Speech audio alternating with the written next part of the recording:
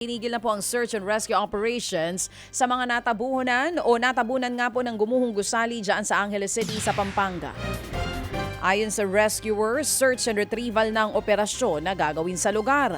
Wala na daw ma-detect o kaya'y makita na anumang signs of life o kaya'y mga indikasyong makapagsasabing may buhay pa sa pagguho. 16 po ang hinahanap sa mga natabunan. 4 ang bangkay na nakuha.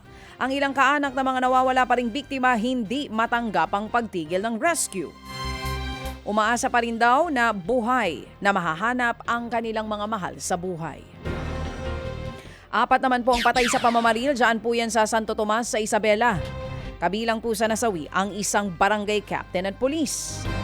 4 na residente rin ang sugatan at sa inisyal na investigasyon, magkakasamang naghahaponan ng mga biktima sa bahay ng biktimang pulis nang dumating ang mga armadong lalaki. Agad daw po silang pinagbabaril ng mga salarin. Nagsagawa naman ng dragnet operation para mahuli ang mga suspect. Inaalam pa ang pagkakakilanlan ng mga salarin at kung ano ang motibo ng pamamaril.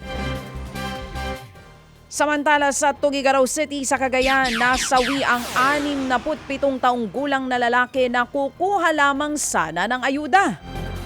Sa investigasyon, nakapila na para sa ayuda ang biktima sa Emergency Cash Transfer Program. Umalis po ito at nagpaalam na kakain at iihi lamang. Kalaunay hindi na nga ito nakabalik at napag-alamang ng kanyang pamilya na binawian po ito ng buhay.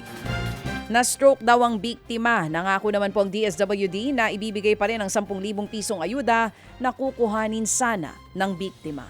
Mga kapatid, patuloy po kayong tumutok sa 105.9 True FM para sa totoong balita, impormasyon, music and entertainment. Mag-subscribe sa aming YouTube channel at podcast at sundan nyo kami sa Facebook, Instagram, X at TikTok sa True Network PH. Bisitahin din po ang aming official website, truefm.ph.